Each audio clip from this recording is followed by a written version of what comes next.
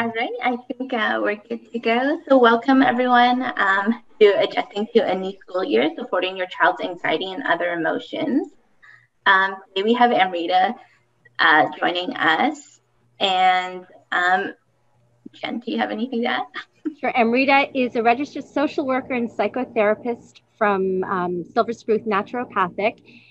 And she's here to talk to us today about supporting your child's anxiety and other emotions in regards to our new school year. So thank you, Amrita, for being here, and thank you, everybody, for attending.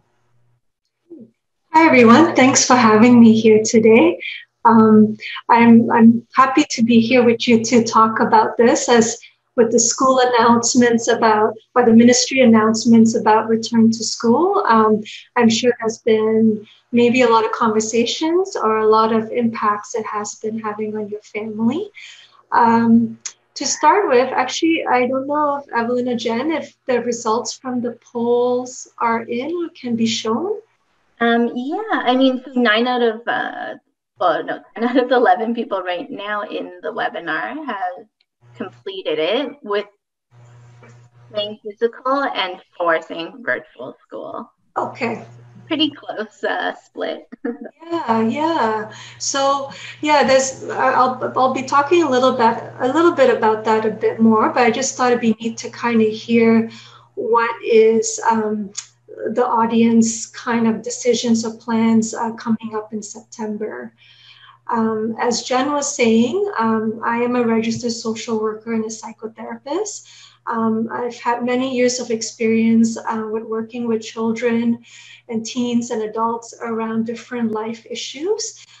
Particularly now, I'm more focused on working with older teens, young adults, and adults around dealing with feelings of depression or anxiety or stress.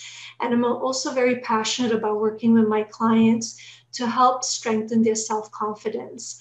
I actually have 2 office locations. One's in Richmond Hill at Leslie and 16th, and I'm also part of Silver Spruce Naturopathic. And we're a clinic that's just down the street from Loblaws and Markville Mall. And we offer services such as naturopathic services, acupuncture, massage, osteopath, and then me with psychotherapy services. So I saw this post on Facebook, and I took a screenshot of it because I thought it would be kind of useful to share if anyone has not seen this post before. It might be fuzzy on your screen because, like I said, it's a screenshot I took and stretched it out. So I'll read it through. It says, "What kind of mom is sending her kids back to school? A good mom. Is going to try virtual learning. A good mom. Is going to continue homeschooling. A good mom. We know you're making some tough decisions right now, but no matter which path you choose, Mama, you're still doing great." That also applies to the dads and applies to any caregivers who are helping to raise kids. Because in a time of uncertainty right now, with this new normal that we're living with, we're trying to make decisions that are best for our kids, best for our families, best for our community. So whichever decision you make, it's good. It's good with whatever you decide to do. So I just want to put that out there. As we continue with the talk today, I may sound talking more about being back to the physical building of it, of being back to school, I mean. But hopefully the strategies I talk about, you might find helpful in whichever way that you're doing schooling with your child. Again, whether that's virtually, homeschooling, learning pods, private tutors, or your child being back to the physical school building. And the second part I want to say as well is, again, I'm hoping the strategies I talk about today applies across the board, whether your child is kindergarten age or all the way up to the last year of high school. So, I will talk about it in general ways, and you might hear me interchange between different ages. But just so you know that ideally, hopefully, you can apply it to the best you can in helping to support your child's emotions about being back to school.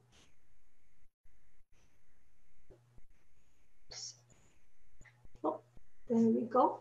So before we begin talking about strategies, it's kind of important to highlight kind of the emotional roller coasters that some of us, all of us have been on if you're a family with children. As you can see in this image, this is actually taken from an organization in the UK that kind of shows kind of the top concerns that children and families were having during the crisis. Before COVID, most families were kind of coping with the day-to-day struggles and challenges and thriving with the daily routine of work and school. Come closure and with the crisis, most families found that they were suddenly spending way more time together. And this also kind of means for the parents that either they were faced with losing their jobs or working from home. And then on top of that, helping to teach their children with online schooling. For children, what happened for them was a sudden loss. No longer they were in class, no longer they were interacting with their friends or with their teachers. And being kind of cooped up for a long time can create a loss of routine. And routines are particularly important for children. It helps to create stability, consistency, predictability. And for most kids, the routine helps them to manage the anxiety because they kind of know what to expect. So you may have noticed that your child went through a range of emotions initially. And that could have been excitement about not having school to being about anxious about what was going to happen next. And also the sadness with the realization that they weren't going to be with their friends as much. Kids are also natural empaths. And that means they kind of detect stress and fear and anxiety in us. And when they notice that in us, that can lead them to internalize those feelings, and then they can become anxious or fearful themselves. You may have noticed changes in their behavior.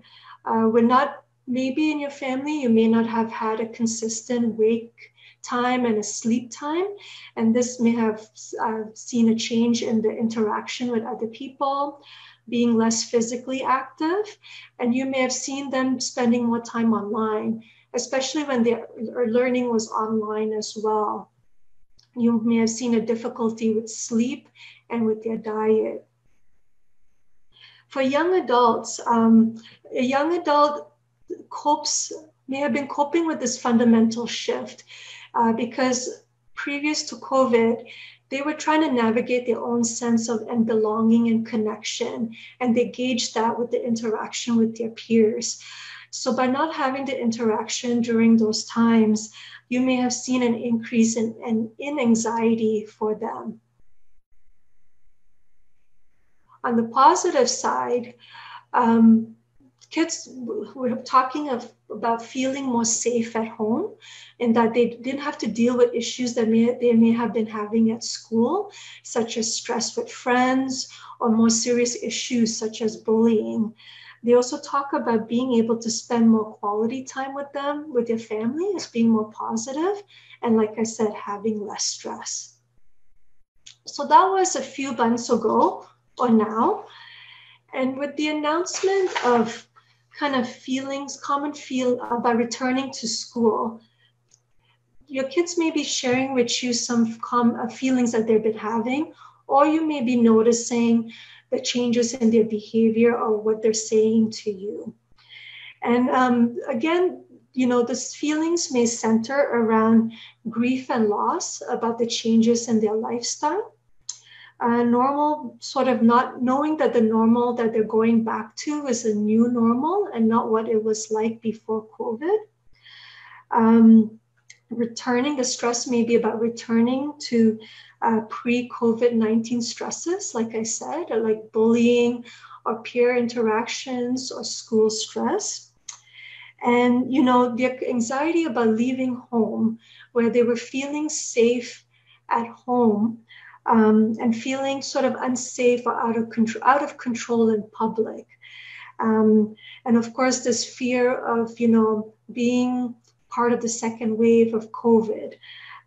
And, for kids that the decision is made to do virtual learning or homeschooling or anything like that, online learning, they may talk about the sense of fear of missing out, where, if their friends are at the physical building, that they may feel left out about the interactions that are happening there, or feeling like, are they keeping up with the academics? So here on the side with the image, you can see some of the common statements that you may kind of hear from your kids, but these are kind of what's sort of been passing around in that way. Maybe before I start into strategies, I kind of feel like I will zip through those pretty fast. Are there any questions about any of this that I've been talking about?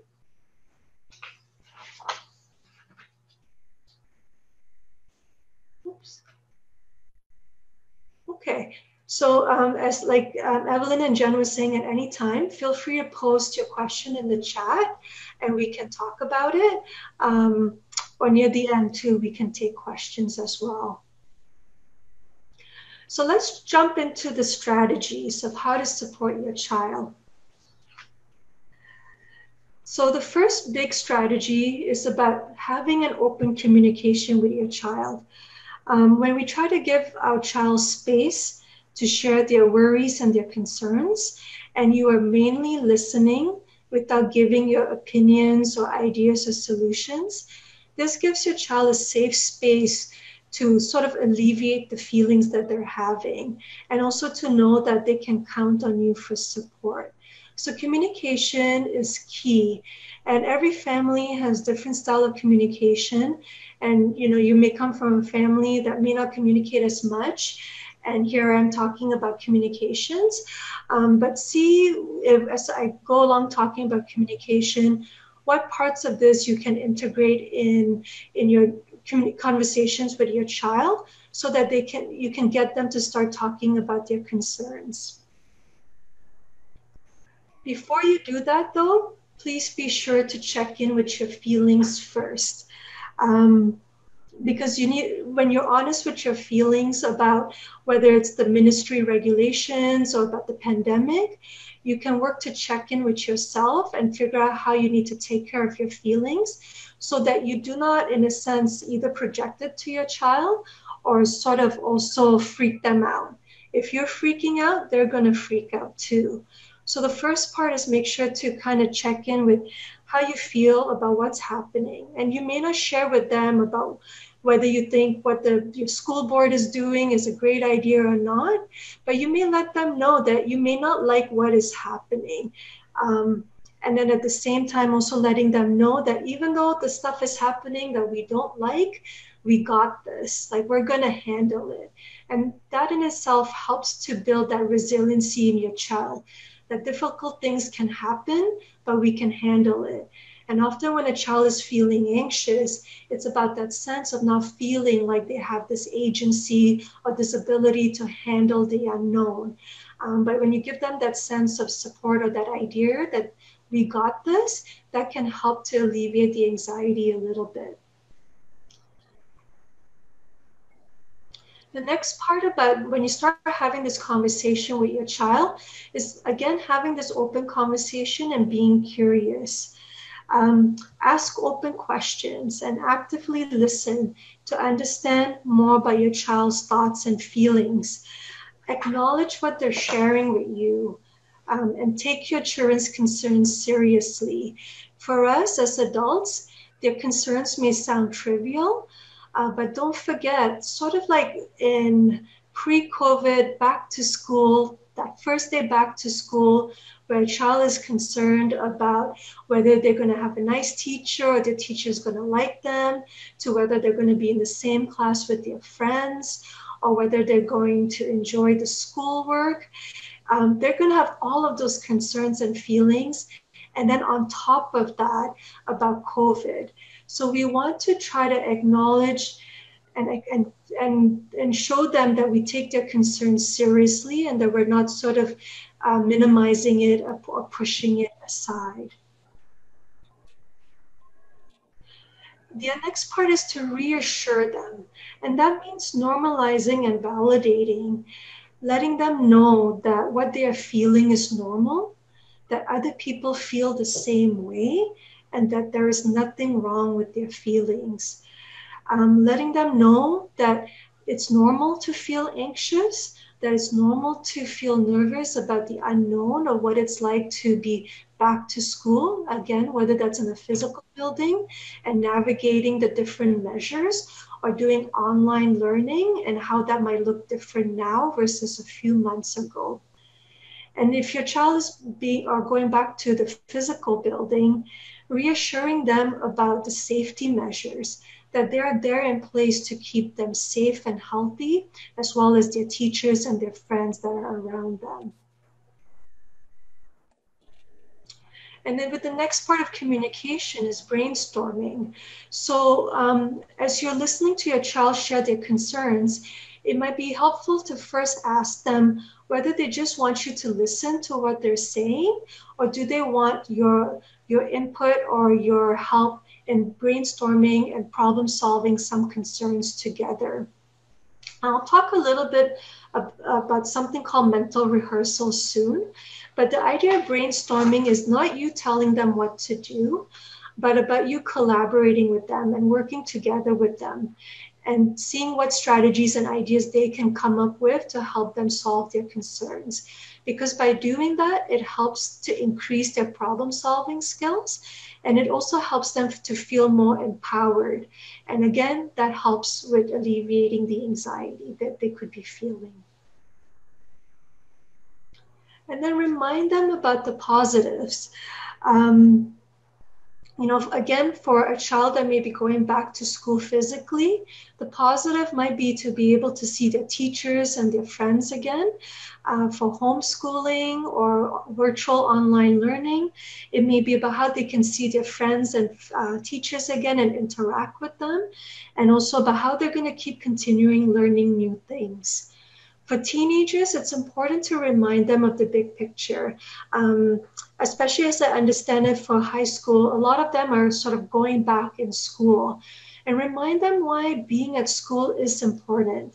For a lot of high school students, school is where they learn and develop their moral compass, where they learn how to navigate healthy relationships and deal with issues and problems. So school is a safe place for them, ideally, a safe place for them to learn how to navigate all of that. Also remind them that they didn't lose their social skills. This might be something that your child may express to you, that they may say, I don't know how to make friends anymore, or me and my best friend have been so out of touch, I don't know what we'll talk about anymore. So sort of remind them that they didn't lose their social skills overnight, that they've spent years developing it and honing it, and that when they go back, there might be some tweaks and all of that, but that they will get into that rhythm in no time. So again, it's reassuring them and reminding them of that positive.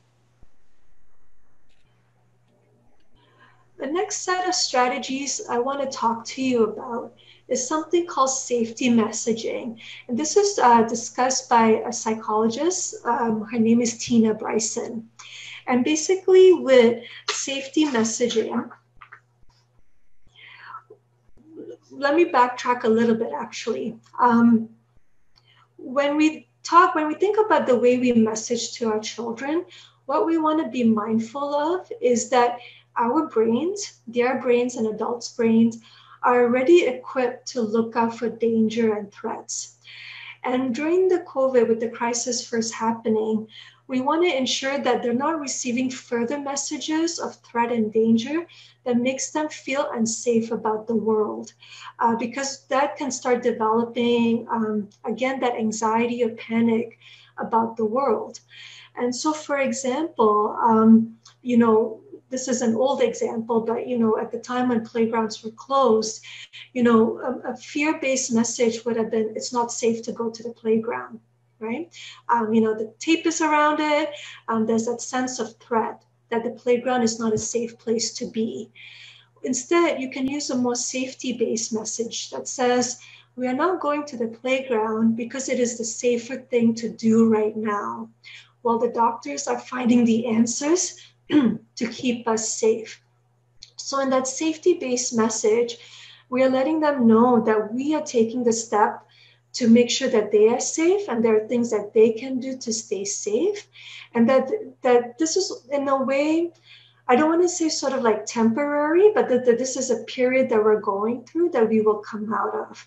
And in that way, they're getting the message that the world is safe, that my parents have support me, and that there are people looking for answers. So I want you to think about how you can use safety-based messaging when you're talking about going back to school. Again, if it's at a physical building, reminding them that safety-based messaging of that, your teachers will make sure you stay safe, or the school will make sure you do that, or that dad and I, me as a mom, that dad and I will make sure that you will be safe. So in that way, it helps to lessen the messages of fear and helps them to feel more safe in their environment. And again, help them to feel not as anxious about being out in public. Another strategy that you can try, and I'm going to take a quick sip of water here. Another concept coined by Tina Bryson and Dan Siegel is name it to tame it. So kind of going back to communication, when we can name the feelings that we are experiencing, then we can work towards taming it or managing it. And a good way to do that with children is working with them to create a booklet of what their first day of school will be like, or just generally their day of school will be like. And so it's basically walking through their day from the time they wake up in the morning till they're done school, or maybe after school as well. And in the book, you want to highlight 3 parts: the facts, such as what are the safety measures that are in place, maybe how recess is being staged, and then talking about how they feel about that, and then showing a message of resilience. So in a sense, sort of talking about, that they are brave, that they've been able to navigate washing their hands safely. And then, that at the end of the day, mom and dad will come pick them up. So it kind of highlights to them that they can work through it and cope with it, and that they will kind of get through it to the end, kind of thing. Another strategy is kids' activity sheets.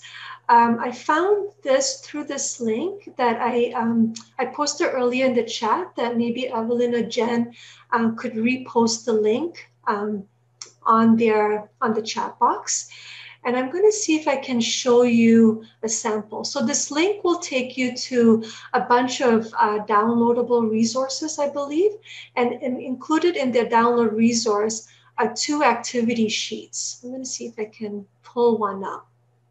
So if you find that your kids like to do worksheets or activity sheets, these might be useful handouts that you can print, and you can do with them, or with they can do on their own, and then you can talk about it with them later.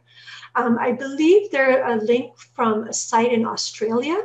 So some of the terms might be different, but the messaging is still sort of the same. So this one worksheet is for older kids. And it's sort of talking about, the school they're going to. Oh, sorry, my bad. This is for the younger child. So about the school they're going to, if they know who their teacher is. They have something here about drawing a picture of your teacher, if you know that. But the most key part is sort of talking about what they enjoy about school and their feelings about going back to school. So again, it's a way to engage them to talking about their feelings and about what they can do and who they can talk to about their feelings. And another one I want to show you is the one for older kids. So it's sort of the same idea, getting them to write down about how they feel about the virus, how they feel about their schoolwork and their friendships. And then talking about their feelings and, with the cute emoticons and all. and about who they can talk to about their feelings, whether it's at school or at home, and what they can look forward to. So this is, I thought it was a useful worksheet to share with you in case your child might enjoy doing that more than, say, just sitting and talking. Another strategy is helping your child take charge of their experiences and feelings. And an example of that is one cool thing you could do with your child is first draw a picture of the COVID-19 germ, right? We've seen that in the news and in different places. And after you've drawn this picture of the germ with your child, have them name it as their pet. It sounds really silly, but what you're trying to do is you're trying to associate the germ with something silly and playful versus something that is fearful. Because when you do that, you could also, on the picture, draw a weird tail on the germ, funny ears or eyes, anything that makes them laugh or find it fun. Because again, it helps to associate more of COVID-19 with something that's not so serious. Of course, it's still to be taken seriously, but something not to be fearful about. So that was just sort of a neat idea if you want to try that with your child, to talk to them about how to support them with their feelings around whether it's going back to school or about dealing with the fear of COVID itself. More strategies coming your way. The next one is creating a ritual. So rituals are a great way to help your children transition from one place to another, kind of like a routine, right? And especially with the last few months, routines may have kind of gone off kilter or it's just a new routine. So what you want to try to do as soon as you can, whether now or gradually, is create a ritual that helps them to feel ready and I was going to say positive about their day, but more so feeling more relaxed about their day. And one way of doing that is putting on music in the morning. Music has been found to be a positive association with relaxation. So creating a ritual that involves music in the morning can be helpful. You can also think about how to reestablish routine again. Sometimes with teenagers, that may be harder to do because they have their own schedule. But you can think about how to implement sort of this early wake-ups or sleeping in at a good time, and also sort of eating a good breakfast. Again, every child is different with that, and you got to think about what's that routine that's best for your child, but that also helps them to feel relaxed, ideally a bit more positive, but overall feel safe. I feel like I'm going a bit fast, so if there's any questions at any point, feel free to ask. The next strategy is helping a child focus on what they can control. Often for anyone who may feel anxious, they kind of get caught up with the unknown and the what ifs. So help your child identify what they can control and the practical things or strategies they can do. Because when they can focus on that, it helps them to stay in the present moment longer, and it helps to reduce the anxiety. So some examples of practical strategies can be such as preparing lunch for the first day of school, organizing their backpack and figuring out items that they may want to get. And, even with the backpack idea, that can also apply for online learning. Even if they're walking from their bed to the desk, you can sort of joke with them about getting their backpack organized so that they can bring it to their online learning.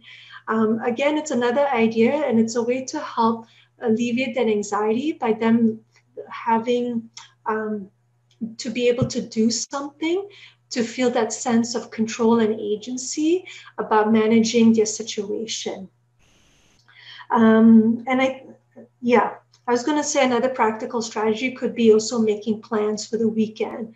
But again, it all goes back to helping a child focus on what they can control. Revisit social distancing rules and good hygiene practices, whether it's ones that are shared by the school with you or just sort of like the general typical COVID kind of hygiene practices. Because again, by reviewing these rules with them, it can help them to feel that they have the sense of control of taking care of themselves and not spreading germs. The next strategy is create a plan around transitions. This kind of goes back to focusing on what they can control and everything we just talked about. By creating that plan, helps them to, again, have that sense of control, and that can help. And with that, there's something called mental rehearsal that can help you and child figure out what that plan could be. A mental rehearsal is basically getting a child to close their eyes and imagine the steps it's going to take to go through the day. So again, it can go from when they wake up in the morning to, are they going to eat their breakfast first, brush their teeth, etc., to going to school, the first bell in the classroom. So it takes a bit of a process and time, but what you're trying to do is to get them to walk through it mentally, so that you can identify and they can identify at which period might be the most stressful for them, the most scary for them, even the most frustrating or boring. And when those moments in their mental rehearsals can be highlighted, then you can let them know that this is a spot that you can pause and figure out what strategies they can do to help them either feel more brave or to help them feel less frustrated or feel more engaged and less bored. If necessary, you may want to talk to your child about taking small steps to reintegrate. Because this can help alleviate fear when exposure is done in a small, controlled way. So an example of this may be taking a quick trip to the grocery store, or having a more, setting up a kind of like a social distance play date with a friend. Again, if your child especially hasn't been either going out as much or may express fear of being in public and therefore being fearful about, say, being in the physical building at school, this is a good way for them to sort of try this, to gradually take these steps to spend more time in public. And provide reassurance, as always. In any of this, we got to keep continuing providing reassurances that even if things are not okay, that there's people that have their back. Sometimes we can't solve all our children's problems, but they don't always need solutions either. They just need to feel understood and supported. So even as you're going through trying to brainstorm or help support their emotions, the key thing is to provide them that reassurance that you have their back. So I'll take a quick pause here. Again, I recognize I may have gone through this a little fast, but are there any questions or comments about any of these strategies I've been sharing so far?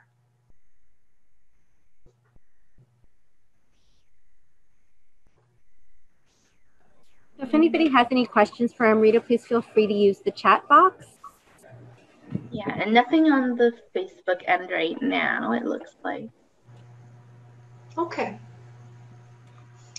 All right, I'll keep going then. And as you know, that's the chat box there for any questions. So what can you do when your child is back to school? Again, whether they're back in the physical building or virtual learning. First thing is to keep talking to your child about anything and everything. Grab the opportunities to talk about important issues, but also try to have conversations that are more lighter and everyday sort of stuff. And even if your child is virtually learning from home and you have been helping them with their learning, still at the end of that school day, ask them how the day was for them. So what you want to do is you want to try to maintain that strong bond and keep that lines of communication open so that they can feel that they can come to you if there's anything that is going on. Especially when they're adjusting to, the back to school, with navigating, all the different measures that may be in place. The next thing is help motivate them to learn. And you can do this by encouraging them, by being curious about what they're learning and giving specific concrete praises, such as, I really like the detail you put into this project on the whales. And by doing that, instead of giving just a general comment, it shows your child that you're making an effort to learn about what they're learning about and being in their world. And it also shows them that you see the effort that they are making. So when they feel that they're receiving those praises, that helps to encourage them to want to learn more and to do more. Work with your child's school. Don't be afraid to ask for help. I expect that the first few months is going to be a lot of navigating and transition for you, for your child, for your teacher, your kid's teacher, for the support staff at the school. But it's a good opportunity when you're concerned about something that's going on with your child, or if you feel like your child can benefit from the extra help in transitioning back to school, it's definitely okay to reach out to them so that they can help support you and your child with being back to school. So this is the last slide, is sort of when to be concerned. So I want to share what I found in terms of the research. The research into the psychological impacts of health anxiety, quarantine, and isolation have found a range of short-term emotional changes that are normal, such as confusion, anger, anxiety, and depression. And that's to be expected. You may have experienced those yourself. Especially when we sort of keep adjusting to a new normal, and then something else happens, such as a new stage of opening through the province or an announcement by the ministry about school. So emotional impact in the short term are normal. Short-term behavioral impacts are also normal, such as insomnia or exhaustion or irritability or avoiding public spaces. And also what can be normal is long-term behavior changes that could be for the positive, such as hygiene practices. So that's, again, a normal impact. The thing when to be concerned about, that's sometimes a gray zone. But basically what you want to see, actually what you don't want to see, I guess, but what you may see from your child is that these short-term impacts seem to go on longer than you may expect them to. You may see them struggling with coping with day-to-day routines where they seem to overwhelmed to kind of cope with it. And maybe they may express intense feelings of fear or helplessness. So when you kind of notice that your child may have trouble with the day-to-day, that may be the time to reach out for help. And you can do that either by speaking to your family doctor or pediatrician, talking to your school about it, or seeking out help from a therapist like myself. So that would be the time to kind of reach out for that help. And again, it helps when you can have communication with your child, because then you can gauge when something is becoming maybe more overwhelming than it seems. But of course, when your child is not able to communicate with you for whatever reason, then you may look at changes in their behavior to see whether they're more withdrawn or more aggressive. And those may be cues to you that they may be too overwhelmed. And that's when you need support and they need support to cope with that.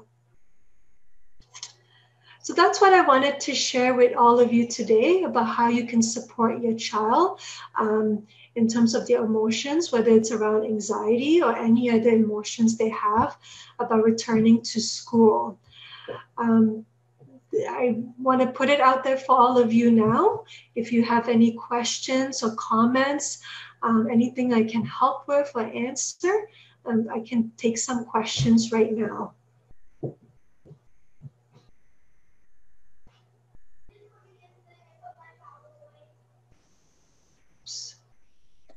So nothing on the Facebook end still. Again, if anyone either wants to use the Q&A function or the chat to ask any questions to Amrita now, you can go ahead and do that. We did also have someone note that I guess the York Region Catholic School Board was making an announcement at 7:30. So I think some people might have been filtering out of that or maybe trying to multitask. So right, yeah. I wonder what they're going to say. Mm-hmm. Yeah. Not really quite sure what it was about, but so does anyone have any questions for Amrita?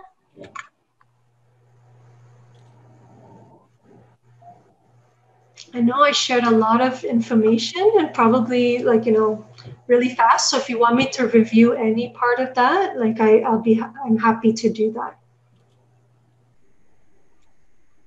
All right. Well, Amrita, I can share your contact information tomorrow. And so if anybody does have any questions, I'm sure Amrita wouldn't mind the contact. Yeah, definitely. You can reach out to me anytime.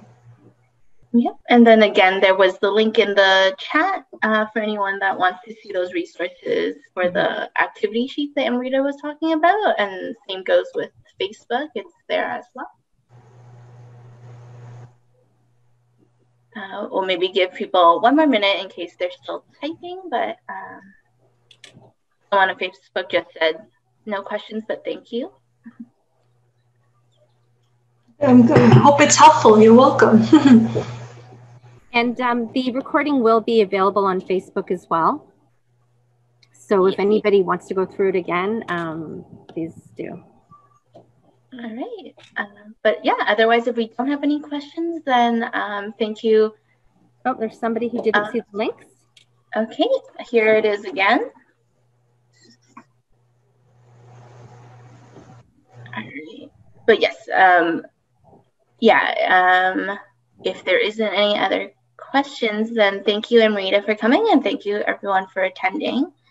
And someone did point out maybe after school starts, there would be more questions. And then also maybe refer back to the program, then it might be more tangible at that point. Yeah, and actually that's a very good point Helen is making as well about questions. It just made me think too.